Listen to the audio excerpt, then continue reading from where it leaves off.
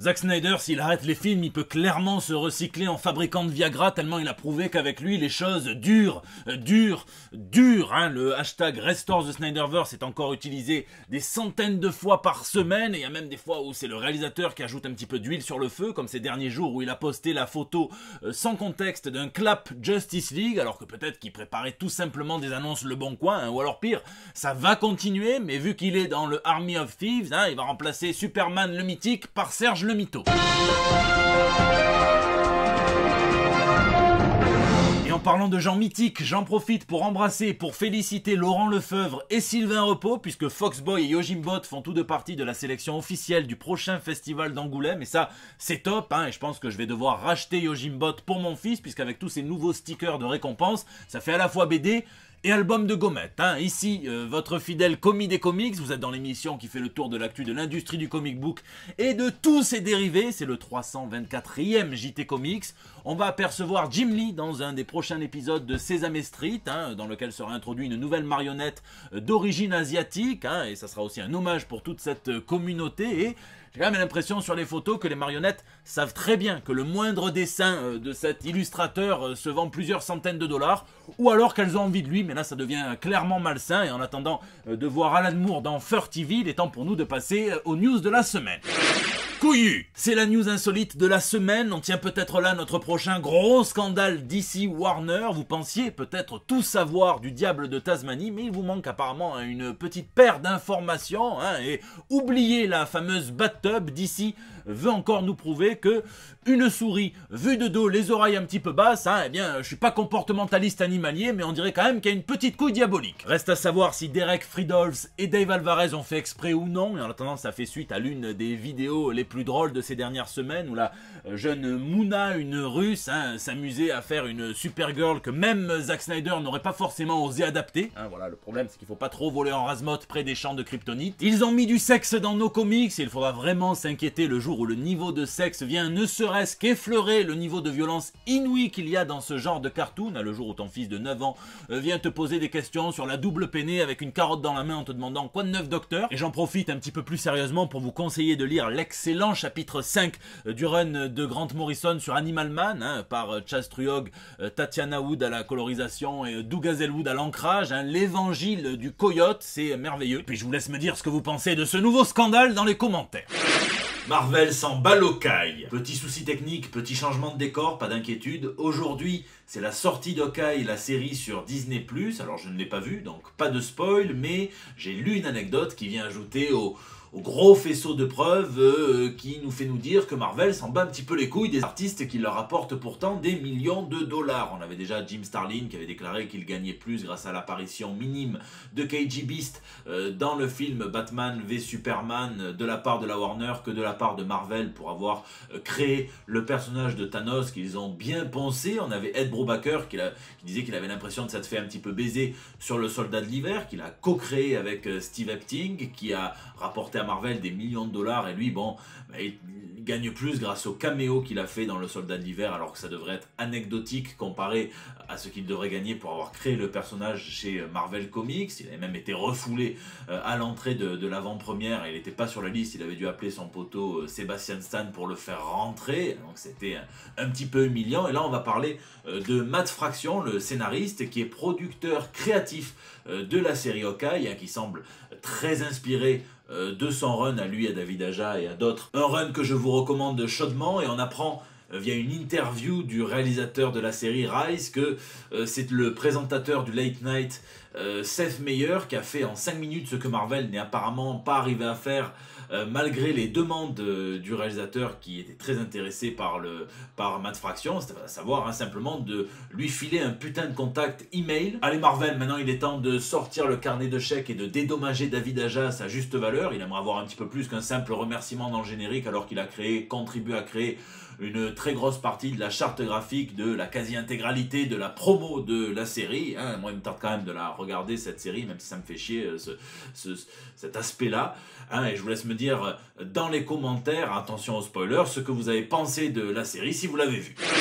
Bien couvert. Bon, cette semaine, j'ai plus que des news pour vous, j'ai de l'ophtalmologie. Et j'en profite pour signaler que ce JT n'est pas sponsorisé ni par la sécurité sociale, ni par le grand lobby des voyeurs. Et pourtant, qu'est-ce qu'on va se rincer l'œil avec tous les éditeurs qui ont dévoilé des couvertures variantes et pas que, qui sont toutes plus belles les unes que les autres. On commence tranquille, on s'échauffe avec cette couverture de King Shark par Tim Seeley qui va dégrader les relations entre la Terre et la profondeur.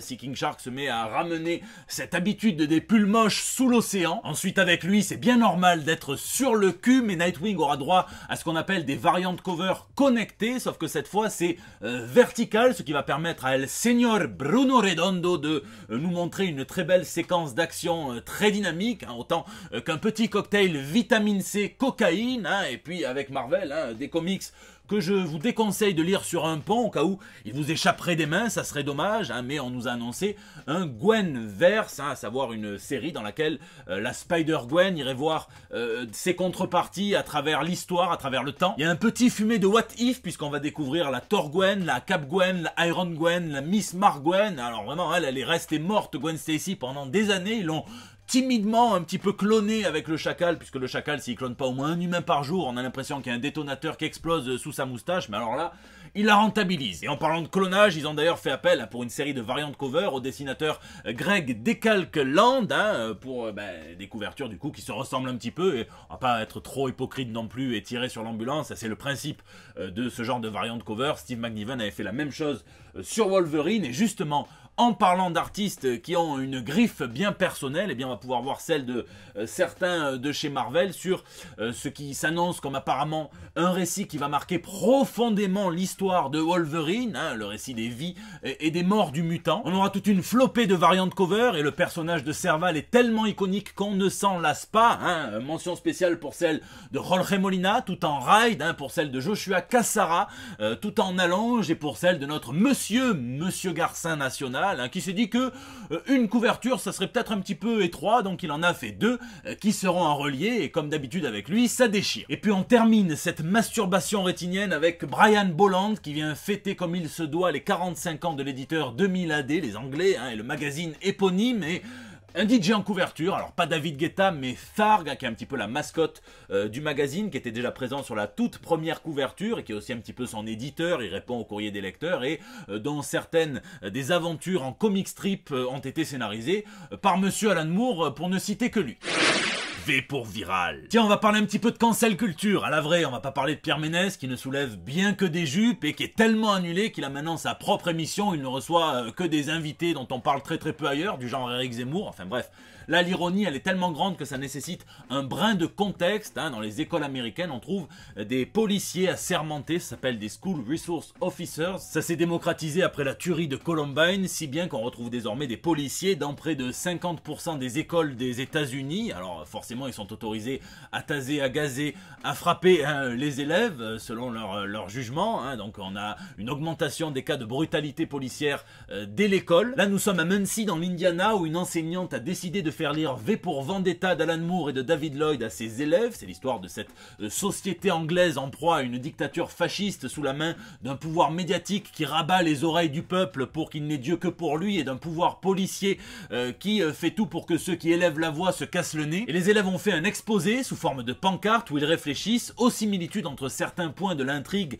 et leur propre société 40 ans plus tard, et forcément certains ont parlé de ce mouvement de protestation, de ras-le-bol après la mort d'Afro-Américains entre les mains de la police, le Black Lives Matter, et ça n'a pas trop plu aux officiers de police qui patrouillent dans les couloirs. Alors au début ça a généré une discussion plutôt saine, nous dit l'enseignante, entre les élèves et les officiers de police qui ont tenté de leur dire oui mais la vie des policiers compte aussi, c'est pas tous les policiers évidemment. Selon eux, l'exposé donne une mauvaise image de la police, même s'ils ont reconnu un certain manque de formation chez les policiers. Alors l'affaire a un petit peu pris de l'ampleur quand du personnel enseignant s'en est mêlé aussi, à tel point qu'il y a eu une convocation, et puis l'école a fait un petit peu les maîtres du jeu foireux, les Denis Brognard, nouvelle règle, puisque l'État de l'Indiana a répondu que Black Lives Matter était une organisation politique, forcément, eh bien ils ont demandé à ce qu'on retire les pancartes en raison du devoir de neutralité de l'école. Ça, et puis certains enseignants réclamaient carrément que leurs collègues profs de français soient virés. Alors là, les étudiants s'en sont emparés, ont organisé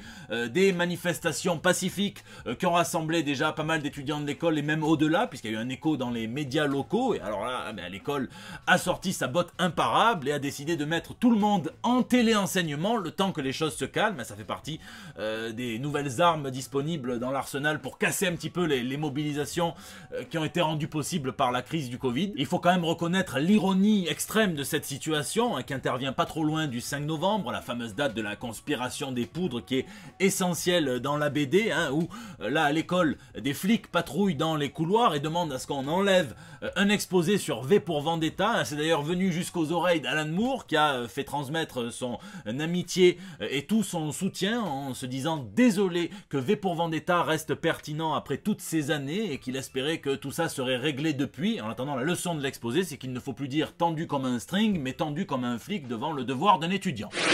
Entre les cases. Et dans la plus pure actualité comics, Marvel nous fait miroiter la mort permanente du Docteur Strange. Sauf que ça, c'est le genre de promesse qui valent autant qu'un t'inquiète, je rentre que le bout à la fistinière, d'autant qu'on parle d'un cône de signalisation. À minima, on peut se dire que ça aura des conséquences au moins pendant quelques mois, avec un nouveau sorcier suprême qui aura son propre titre, le temps que l'ancien résolve le puzzle casse-tête qui est devenu sa tête cassée. Sinon, si vous aimez l'horreur et que vous voulez retrouver l'émotion de la dernière série Hellblazer, sachez que Cy Spurrier et Aaron Campbell refont la paire pour venir sur une série du DC Black Label en 3 chapitres consacrés à la Suicide Squad, et c'est mignon puisque ça va parler de transmission, d'héritage, puisqu'on verra un Boomerang, Harley Quinn, King Shark et le Peacemaker être les mentors de prisonniers sélectionnés pour le programme de la Suicide Squad. Ils ont été injectés avec ce qu'on appelle le compte à rebours du super soldat, à savoir des pouvoirs extraordinaires, mais plus que 6 mois à vivre, mais hors de prison. Donc c'est tentant. Marvel tente de la mettre en plein dans le Miles, puisque la nouvelle série What If sera en fait dédiée à Miles Morales et viendra explorer ses destinées parallèles multiples, et on verra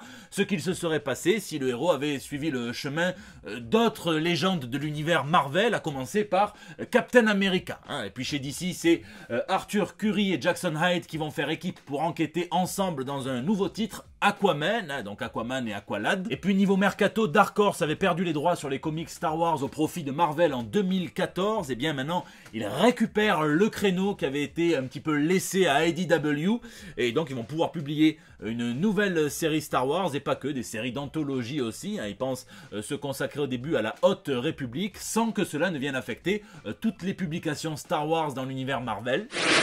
Lisez, lisez, lisez, Cette semaine, j'ai un petit peu rattrapé mon retard. J'ai lu le Space Bastards. Alors, évidemment que niveau dessin, je me suis régalé à retrouver Derek Robertson et ses planches qui fourmillent d'énergie, comme un fourmilier qui trouverait quelques fourmis dans une des planques enterrées de Pablo Escobar. Le problème vient plutôt, petit problème, du scénario. Puisqu'il y a vraiment un point d'intrigue qui me dérange. On est dans une société assez débridée, et donc ça parle de livreurs de colis à travers l'espace, et le principe c'est que ils doivent se voler les colis entre eux, et à chaque fois qu'ils parviennent à se voler un colis, donc à se tuer pour se voler un colis, le client paye un supplément. Et ça, je me dis que même dans le système capitaliste le plus débridé, ça tient pas debout, puisque même si les clients, admettons, sont ultra sadiques, eh bien ils ne voient pas les cadavres s'empiler, donc ils font juste, c'est juste des vaches à lait, et ça tient pas forcément debout. Mais ça, mis à part évidemment qu'il y a des bonnes idées, des bons échanges, et c'est très amusant. Et puis je remercie William Blanc et les éditions Libertalia qui m'ont envoyé la réédition de poche de l'ouvrage Super Héros, une histoire politique. Je vous en avais déjà parlé puisque j'avais acheté la première édition qui était sortie. La différence, c'est qu'ici il y a un chapitre inédit qui a été ajouté pour l'occasion sur la transmission et les super-héros. Évidemment, c'est politique. Il explore 2 formes principales de transmission. La première, eh bien, c'est la passation de pouvoir symbolique, et il s'appuie sur la série Falcon and the Winter Soldier sur Disney+, toujours en parlant des comics. Et la deuxième, c'est on va dire, quand les auteurs se servent du multiverse, hein, et à quel point le multiverse peut être un outil de passation merveilleux. Avec Miles Morales, il explore le film sur Spider-Man New Generation, mais aussi on parle un petit peu des comics. C'est toujours très très intéressant, c'est bien fait, puis je vous conseille aussi de lire tous les autres chapitres, 10 € la réédition. Ça serait dommage de s'en priver. Je vous laisse me dire ce que vous lisez ou geekez dans les commentaires, puisque c'est la fin de ce JT. Je vous remercie vraiment d'être toujours aussi nombreux à le suivre, à mettre des pouces bleus, à partager, à tweeter, à retweeter, à m'incorporer dans des stories Instagram. Ça fait toujours autant plaisir, hein. N'hésitez pas à réagir dans les commentaires sur YouTube où je lis chacun d'entre vous et j'essaie de répondre à tout ce que je peux quand le temps me le permet, hein. Et sur les réseaux sociaux aussi, vous pouvez me laisser vos petits messages pour El Bando del Pueblo, qui est votre espace de liberté. Je vous fais des bisous et je vous donne rendez-vous la semaine prochaine pour des nouvelles toutes fraîches.